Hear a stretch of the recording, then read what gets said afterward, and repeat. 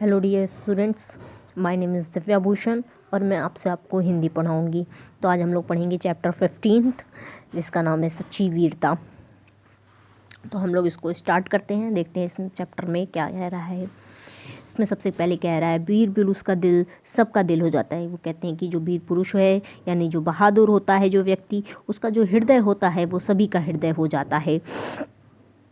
वह सबके लिए जीता है और संकल्प ग्रहण करता है। वो कहते हैं कि जो वीर पुरुष होता है वो सभी के लिए जीता है, ना केवल अपने लिए जीता है, ना केवल अपने बारे में सोचता है, अपितु वह सभी लोगों के बारे में सोचता है।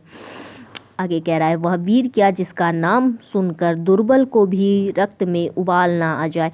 ये कह रहे हैं कि वह बहादुर व्यक्ति ही क्या जिसका नाम सुनकर कोई जो दुर्बल है, जो बहादुर नहीं है या कमज़ोर है, उसका भी रक्त उबलने लगे यानी उसके अंदर भी वीरता आ जाए। यानी वो भी बड़े बड़े काम सोचे। जैसे आप किसी बहादुर व्यक्ति का नाम सुनते हो तो आप भी उसके जैसे वीरता की तरह कार्य करने लगते हो या सोचने लगते हो। या आप आपने देखा होगा कि कोई आपका फिल्म में कोई बढ़िया हीरो है जिसे देखकर आप उसे कॉपी करना पसंद करते हो। आप भले उसके जैसे ना हो, लेकिन जब उसके बारे में आप सोचते हो तो वैसे ही आपकी भी हृदय में परिवर्तन हो जाता है।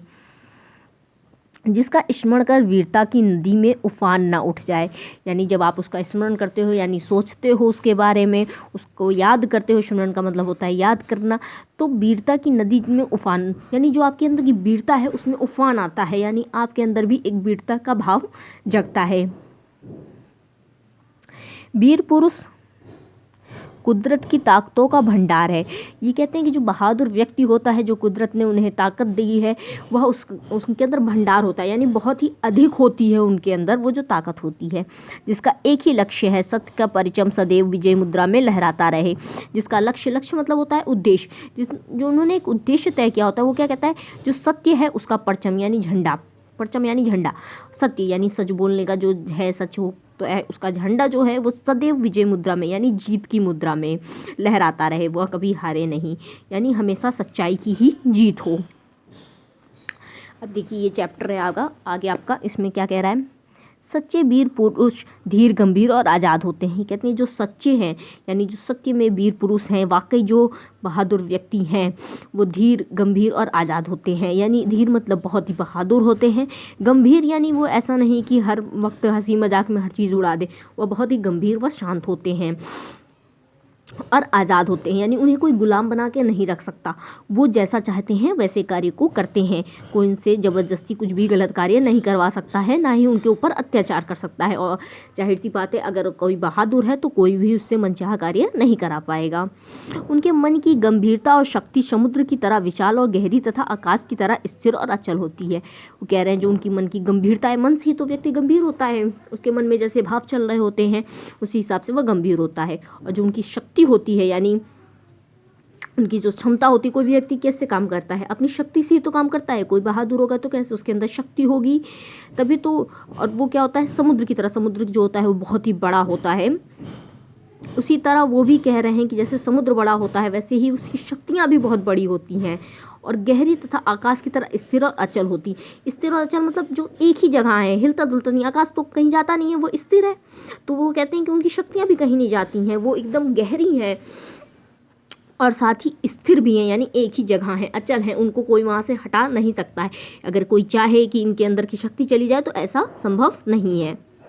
परंतु जब वे शेर गरजते हैं तब सदियों तक उनकी दहाड़ सुनाई देती रहती है और अन्य सब आवाज़ें बंद हो जाती हैं। कहते हैं कि जो बहादुर व्यक्ति हैं उनकी इन्होंने किससे कंपेयर किया है, शेर से किया है। शेर भी क्योंकि बहादुर होता है, जैसे शेर गरजते हैं वैसे ही जो वीर बहादुर व्यक्ति होते हैं वो भी गरजते हैं और सदियों तक यानी बहुत सालों तक उनकी दहाड़ यानी जो उनकी आवाज़ है वो सुनाई देती रहती है और अन्य सब आवाज़ें बंद हो जाती हैं। यानी जब कोई वीर या बहादुर व्यक्ति बोलता है तो उस वक्त जो सभी आसपास की आवाज़ें क्या होती हैं वो क्या हो जाती हैं, बंद हो जाती हैं, यानी उनको कुछ सुनाई नहीं देता और सभी व्यक्ति शांत हो जाते हैं उनके आगे क्योंकि वो बहादुर हैं। देखिए अब आगे क्या कह रहा है। एक बार एक बागी गुलाम और बादशाह के बीच बातचीत हुई। ये कहते हैं कि एक बार क्या होता है कि दो लोग रहते हैं, एक बागी गुलाम और एक बादशाह। वो आपस में क्या करते हैं, बातचीत करते हैं। जैसे आप सभी अपने दोस्तों में बात करते हैं, एक दूसरे से बातें करते हैं, वैसे उन लोग भी बात करते हैं। तो क्या होता है, यह गुलाम कैदी दिल से आज़ाद था। जो गुलाम कैदी था वो दिल से बिल्कुल आज़ाद था, यानी उसका जो दिल था वो किसी के वश में नहीं था, उसे कोई अपने वश में नहीं कर सकता था, उसे कोई कुछ ज़बरदस्ती नहीं करा सकता, वो हर तरह से आज़ाद था, वो जैसा चाहता था वैसे करता था और सोचता था, उसका जो दिल था यानी हृदय जो था। बादशाह ने कहा, मैं तुमको अभी जान से मार डालूंगा। बादशाह जो होते हैं वो कहते हैं कि मैं तुम्हें जब चाहूँ या भी चाहूँ तो अभी मैं तुम्हें मार सकता हूँ, तुम क्या कर सकते हो? अगर मैं तुम्हें मारना चाहूँ तो तुम आखिर क्या ही कर लोगे? गुलाम क्या कहता है, हाँ मैं फांसी पर चढ़ जाऊँगा।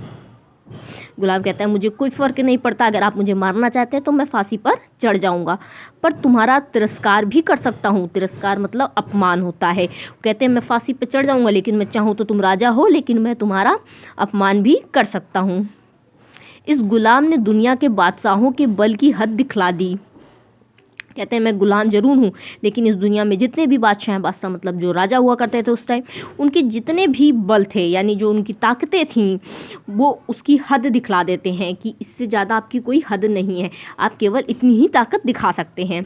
बस इतने ही जोर और इतने ही शेखी पर ये झूठे राजा मारपीट कर कायर लोगों को डराते हैं। ये कहते हैं कि जो ये आजकल के झूठे राजा हैं ये झूठी शेखी दिखाते हैं अपनी, केवल मारपीट पर। जो दुर्बल लोग हैं, कायर लोग हैं, यानी जिनके पास ताकत नहीं है, केवल ये उन्हीं को डरा सकते हैं। चूँकि लोग शरीर को अपने जीवन का केंद्र समझते हैं, इसलिए जहाँ किसी ने इनके शरीर पर जरा जोर से हाथ लगाया वहीं मारे डर के अधमरे हो जाते हैं। ये क्या कहते हैं कि जो ये दुर्बल लोग हैं या कायर लोग हैं, ये क्या करते हैं, ये शरीर को ही अपने जीवन का केंद्र समझते हैं, यानी कि ये सोचते हैं कि हमारा शरीर ही सब कुछ है, हमारे जीवन का यही सहारा है।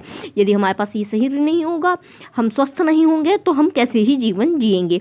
इसलिए ज़रा सा भी कोई इनके शरीर पे क्या करता है, हाथ लगाता है, यानी मारपीट करता है, जैसे मार दिया या हाथ पैर से डंडे से मार दिया, कुछ कर दिया, तो ये क्या करते हैं, डर के ही मारे अधमरे हो जाते हैं। यानी ये कुछ खुद को बचाना भी नहीं चाहते, ये लोग अपने लिए कोई भी स्टैंड नहीं लेते हैं, ना उसे रोकते हैं ना उससे दोबारा झगड़ते हैं, ये वहीं पे डर के मारे ही अधमरे हो जाते हैं। यानी इनके अंदर एक डर बैठ जाता है कि अब ये लोग मुझे मार देंगे।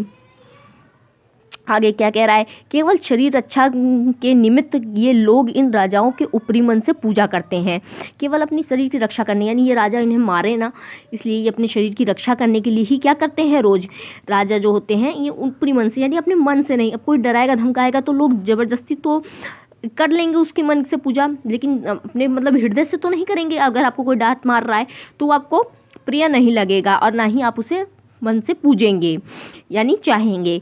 हाँ, भले ही वो डरा धमका के आपको ये चीज़ करवा ले तो आप ऊपर से कह देंगे हाँ हमारा राजा है, बहुत ही अच्छा है ये सब, लेकिन आप वाकई में उसे नहीं करेंगे। आगे कह रहा है, सच्चे वीर अपने प्रेम के जोर से लोगों को दिल में सदा के लिए बांध देते हैं। और ये कहते हैं जो वाकई में बहादुर होते हैं, वह जो अपना प्रेम होता है, प्यार होता है लोगों के प्रति, उससे दिल उसको क्या करते हैं, लोगों के दिल में वो बस जाते हैं, लोग उन्हें अपने आप पसंद करने लगते हैं, हमेशा के लिए अपने दिल में उसे बांध लेते हैं। फौज तो बंदूक आदि के बिना ही वे शाहजहां होते हैं। वो कहते हैं जो बहादुर होते हैं, प्रेम जो दिखाते हैं लोगों से, लोगों को डराते धमकाते नहीं, उन्हें किसी फौज की या किसी तोप की या किसी बंदूक की ज़रूरत नहीं होती है, ये इन सभी के बिना क्या होते हैं, राजा हो जाते हैं लोगों के। आगे कह रहा है, मंशूर ने अपनी मौज में आकर कहा कि मैं खुदा हूँ। ये किसी की बात करते हैं और कहते हैं कि वो उन्होंने मौज में आके यानी मस्ती में ही मजाक में कहा कि मैं खुदा हूँ यानी भगवान हूँ। मैं दुनियावी बादशाह ने कहा यह काफिर है, यानी एक जो बादशाह होता है वो कहता है कि नहीं ये काफिर है, यानी ये कोई राजा वजा नहीं है। मगर मंशूर ने अपने कलाम को बंद ना किया। कलाम यानी वो बार बार इस बात को कह रहा था कि मैं ही खुदा हूँ, मैं ही खुदा हूँ। पत्थर मार मार कर दुनिया के ने उसके शरीर की बुरी दशा की, यानी जो उस टाइम लोग थे वहाँ पर वो उसे पत्थर मारने लगे और उसके शरीर की बहुत बुरी हालत कर देते हैं। परंतु उस मर्द के मुंह से यही बार शब्द निकलता रहा, बार बार यही शब्द निकलता रहा, अनहलक अहम ब्रह्माशी, मैं ही ब्रह्म हूँ। यानी लोग उसे मार रहे थे लेकिन वह रुका नहीं, मारते हो तो मारते रहो, वो कहता रहा क्या, अनहलक यानी मैं ही ब्रह्मा हूँ, अहम ब्रह्माशी। ब्रह्मा जो होते हैं ये भगवान है, ब्रह्मा इन्होंने ही संसार की रचना की है, इन्हीं को सबसे ऊपर का पद दिया गया है क्योंकि इन्होंने ही बनाया है सब कुछ, तो ये उन्हीं से अपना कंपैरिजन करता है, कहता है मैं ही ब्रह्मा हूँ। मंसूर का सूली पर चढ़ना उसके लिए सिर्फ खेल था। यानी जो मंसूर था वो क्या था, वो सूली पे भी चढ़ सकता था, ये उसके लिए महज खेल था। उसे कोई डर नहीं था कि मैं सूली पे चढ़ूंगा तो मर जाऊंगा, ये उसके लिए महज खेल जैसा ही हो गया था। तो बच्चों आज की क्लास में इतना ही। कल हम यहाँ से पढ़ेंगे महाराणा रणजीत सिंह ने जो कहा फौज से, उसके आगे से आप सब इस वीडियो को देखिएगा और समझने का प्रयास कीजिएगा। अगर आपको कहीं नहीं समझ में आता है तो आप मुझसे क्वेश्चन ज़रूर पूछें। Thank you class.